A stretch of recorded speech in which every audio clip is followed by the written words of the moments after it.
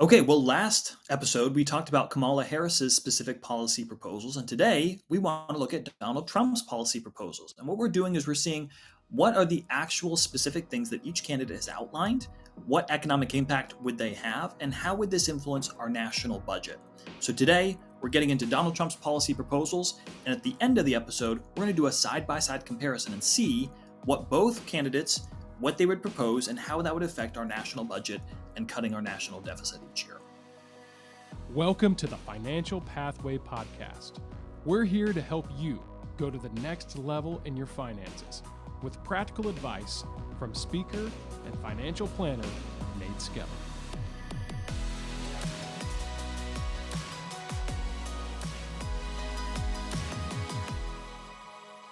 Okay, so reading Donald Trump's policy proposals, and again, I'm trying to take all of this directly from the source. With Kamala Harris, we went directly to her website. With Donald Trump, we're going directly to his website, not trying to extrapolate things, not trying to go to third-party sources and say, well, they said this, but what they mean is this. I'm just taking their words as is.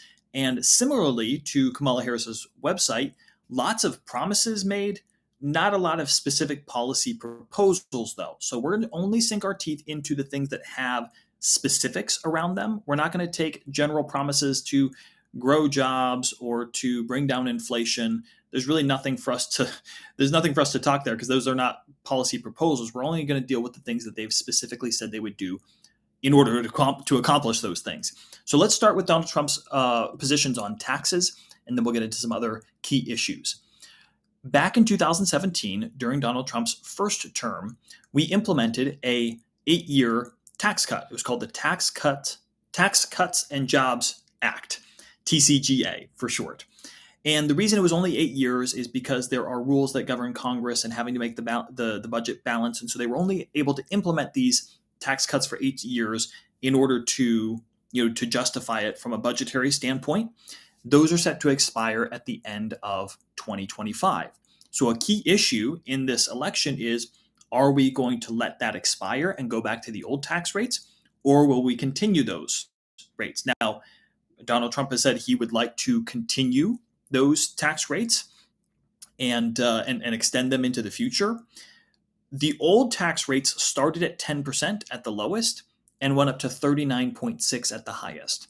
The new rates also start at 10 and go to 37 at the highest, but for almost every tax bracket in between, it's at a lower number. For instance, those that were at 15 are now at 12. Those who were at 25 are now at 22. And then there's some overlap among the various tax brackets. And so bottom line is, for almost everybody, because of the Tax Cuts and Jobs Act, they've dropped in their federal income tax bracket. So Donald Trump says that he would extend them, which of course for individuals would mean paying less in federal taxes each year. But that's not the only tax proposal that he's put out. He's also proposed to eliminate taxes on tips. A lot of service workers, particularly in the restaurant industry, make the bulk of their money through tips. Donald Trump has said he would like to implement a no tax policy on tips. Now, that could create some very interesting questions and conundrums for the IRS, because you could see how a lot of people might want to start taking advantage of that and saying, oh, instead of getting a salary or instead of getting paid hourly, now a lot of my income comes in the form of tips. Yes, I am a lawyer, but I only make $20 an hour. Everything else is tips. I mean, I don't know that we've had that ridiculous of an attempt, but it would get a little bit harder to sort of define, okay, what would be considered tips and what would be taxable and what would not be. But interestingly enough, after Donald Trump had proposed that, Kamala Harris also came out and said something very similar, that she would also like to do the same thing. There is certainly an argument to be made that lower taxation can lead to greater economic growth and output. I think that's generally the view of Donald Trump and the Republican Party. If we raise taxes too high, then we're going to stifle innovation and stifle people's financial incentives. So we don't want to raise taxes too high. We actually want to lower taxes, encourage innovation, encourage economic output, encourage entrepreneurship, and encourage people to use more of their money in the economy instead of sending that to the federal government. The challenge, though, in all of this is that right here, right now, the federal government is spending way more than it takes in revenue. and income tax is the primary revenue source. So we've got a problem right now where our revenue is here and our spending is way up here. And to cut taxes or to extend tax cuts or to say, hey, we're going to start not even taxing certain income like tips is going in the other direction with our revenue. It's lowering our revenue. And that means the deficit, the gap between our spending and revenue is only going to grow larger, at least in the short term. And we're going to take a look in a minute at how much of a difference that might make, but it's interesting at least, and it's important to point out. Another policy proposal is Trump has proposed to eliminate the tax on Social Security benefits. And this is another interesting one because it really is it is kind of astounding that we are taxed our whole lives in order to fund Social Security. When you look at your pay stub, you'll notice that there's money taken out for Social Security and for Medicare, and that happens your entire life. And then you finally get to retirement and start collecting those benefits. And then when you start receiving Social Security, then you're taxed on that money too. And so one of the policy proposals here is that, hey, we're going to stop taxing Social Security benefits as well. Certainly for those collecting Social Security benefits, that would be a nice little boost. More money going into their pocket instead of being taken off the top in taxes. Another tax proposal from the Trump campaign, he has proposed to potentially even lower our corporate tax rate even more, down to 15% is a number that's been thrown out. Currently, it's at 21%. If you'll remember from our previous episode, the corporate tax rate used to be 35%. In 2017, we dropped it to 21%. Kamala Harris has proposed to bring it back up to 28% and split the difference between where it used to be and where it is today. Donald Trump is saying that potentially we should lower it even more, down to 15%. If we did go with 15%, that would put us at one of the lowest corporate rates in the entire world. And of course, again, the idea would be that a lower tax rate leads to more investment. Countries like Ireland have become a huge hub because they have very low corporate tax rates. So lots of companies want to set up their headquarters and have a lot of their business and jobs in those countries because it helps them so much on the tax front.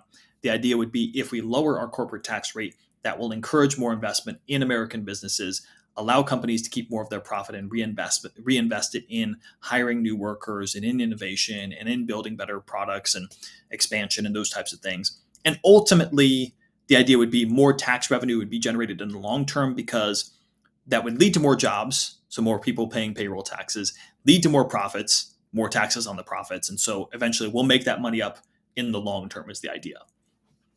Another really big part of Donald Trump's platform is tariffs. So tariffs are a type of tax. Tariffs are specifically taxes on imports into America. And Trump has been talking about this for quite a while. He's proposing that we institute tariffs on foreign-made goods in order to keep America and American manufacturers competitive with the rest of the world. How much would these tariffs be? That is somewhat unclear. So this is where we're getting into a little bit of murky territory because this is definitely a policy proposal, but the actual specifics, with Trump, he likes to throw things out, but not necessarily commit to them. So the numbers that he's talked about publicly would be 10 to 20% as a general tariff, but also a much higher tariff on Chinese goods because China is our number one competitor when it comes to manufacturing and to where things are made. Chinese manufacturing has taken a lot of jobs away from the United States because of cheaper labor and not as stringent labor policies and these types of things. So again, trying to be the objective source here, I look at this and just like we talked about Harris's proposal to give people $25,000 to buy a house, Economics 101 tells you, hey, if you give people more money to buy homes, housing prices are going to go up because if people have more money to spend, the market's going to take that into account. And if you charge foreign manufacturers 10 or 20 or 60% on the goods that they send into the US, well, of course, they're going to raise their prices accordingly. So therefore, imports to the US are going to get significantly more expensive. So therefore, a lot of the goods that we typically would buy from China all of a sudden have risen significantly. Now, of course, the plan here is that it's going to put American manufacturers in a better position to keep the jobs, to keep the production here. because now it's not as attractive to outsource labor or to just import goods from other countries. Now it makes more sense to get them here in America. But that necessarily means that things would have to get more expensive. Otherwise, how are American companies going to stay competitive? So it's really hard to imagine any world where raising tariffs doesn't lead to higher prices here in the United States, at least in the short term. Various estimates have put the increased costs at anywhere from $2,500 to $4,000 a year per household in increased costs. So again, maybe over the long term there is a net benefit for the country because it keeps more jobs and production here. But historically, it's interesting. Republicans have typically been the advocates of free trade and been a little bit more anti-tariff. But of course, this is an issue that Donald Trump really kind of departs from conventional Republican positions on, and has made it a very important part of his policy proposals. And that's it's interesting to kind of consider the economic impact that would have. Okay, next policy: cut wasteful spending. This is certainly a needed one to get our budget back in line. As we've already been mentioning, our spending is way in excess of our revenue, but there were not a lot of specifics offered on where exactly we would cut wasteful spending, um, other than cutting spending on the Green New Deal and taking back unspent dollars from the Biden Inflation Reduction Act. So that would be something, but that's nowhere near enough to bring the budget back in line. And here's what you have to understand with making budget cuts, as far as a political move. Wherever you propose to take the cuts from, always is very, very unpopular with a significant part of the country. Because our three biggest areas of spending would be in Social Security and in healthcare and in defense. I mean, those are the three, like when you look at the pie chart of our spending, those are the three jumbo ones. So cut military spending, well, that's going to be really unpopular with a lot of people, all right? And particularly more with the Republican base. Cut healthcare or Social Security, I mean, if you're cutting anything that's a benefit to people who are in financially vulnerable situations, that's going to be almost political suicide. Now, there's lots of other things that we do spend money on, but proportionally, they don't make nearly as much of a difference to the overall budget. So again, cutting spending, something that we really do need to do. It's a needed area, but having the political will and you know the unpopularity of it is quite an obstacle. So interesting to say the least. Housing. Okay, let's look at what Donald Trump's proposals are on housing. To encourage housing production, Trump has said that he would open up large tracts of federal land for housing development. Um, we all want to see housing get back to a much more affordable level. It's really hard to know exactly what's the best way to do that. I suppose this might have a mild effect on it. Most federal land is out west, though. I'm really not sure how much this would move the needle nationally. I'm sure at least in some local areas, it certainly could help alleviate the housing shortage. But again, no other specifics offered on how we're going to encourage housing production or lower housing costs other than that. So let me give you a little bit. So there's the Trump policies. So let me just take a moment. Let me just kind of break down my general thoughts on the research that I've done here, and then we'll end with talking about the effects on national debt. What I was amazed by in preparation for this episode was just how little substance there seems to be on these important issues. Now, I suppose that's politics. The more detail you give, the more ammo your opponent has to go after you on. So I think political conventional wisdom is keep it simple, keep it vague, keep it good for sound bites, but don't get too specific. The average American doesn't really do a deep dive on economic policies, and I understand why. I mean, it's can get really confusing.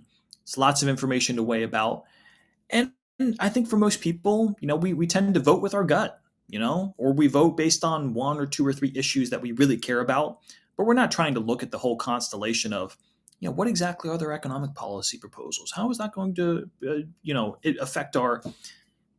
We don't look at that. And I really hope that this episode helps you to at least understand where the candidates stand on some of these important issues. I don't necessarily expect anyone's mind to be changed, especially this late in the game, but it's good to be informed. And I hope it's done that at the least. So, lastly, I did want to talk about how these policies will address one of the most important issues in this election, and that is our national debt. In 2023, we spent 6.13 trillion with a T, trillion dollars, and we brought in 4.4 trillion. So we had a deficit, a gap. So we spent here, we only made here, we had a gap of $1.7 trillion, which was actually a little bit less than we'd had in other years when we spent a lot of money because of COVID and because of stimulus. This year, we are headed for a $1.5 trillion deficit if everything holds kind of based on the projections at this point. And as of right now, our national debt sits at $35 trillion, which is such an astronomical, mind blowing number that it's really hard to even put that in words. Here's a really important thing I want you to understand. When you hear politicians saying, we brought down the deficit, that sounds really good. What they're saying, though, is last year we overspent by 1.7 trillion, but this year we are only overspending by 1.5 trillion. Okay, so yes, I suppose that's going in the right direction, but it's still not great and certainly not a whole lot to be bragging about. Okay, what would these policies that we've outlined from Harris and from Trump, what would they do to our yearly budget and national debt? So I've looked at various articles from economic experts, people that try to do these projections on a nonpartisan basis. Again, I'm not trying to come to you as, hey, I'm the expert and I see through all of the political quagmire and I'm this enlightened voice that knows all. Like, none of us know exactly what's going to happen. We can just make our best guesses. And I don't want to try to be colored in any one direction to say, hey, I'm just coming into this thinking that Republicans are definitely better for the economy or Democrats are definitely going to be better for the economy. And so therefore I'm going to try to put my thumb on the scale to make you come to that conclusion. But let's just kind of understand how both of these candidates and these parties are coming at this issue and basically their strategy behind all of it. So as we talked about, Trump's policies are, let's lower taxes now and let's cut some spending, and that will lead to economic growth and lead to more tax revenue and get us back where we need to go eventually. But in the short term, it almost certainly will lead to a larger deficit. When you look at the impact of the tax cuts and what that would do to our deficit, it's going to expand the deficit. So if we extend the individual tax cuts over the next 10 years, that will put us in the red about another $300 billion a year. In other words, if we allowed the Tax Cuts and Jobs Act to expire and went back to our original tax brackets, that would bring in an extra 300 billion. Okay, remember, we last year brought in 4.4 trillion.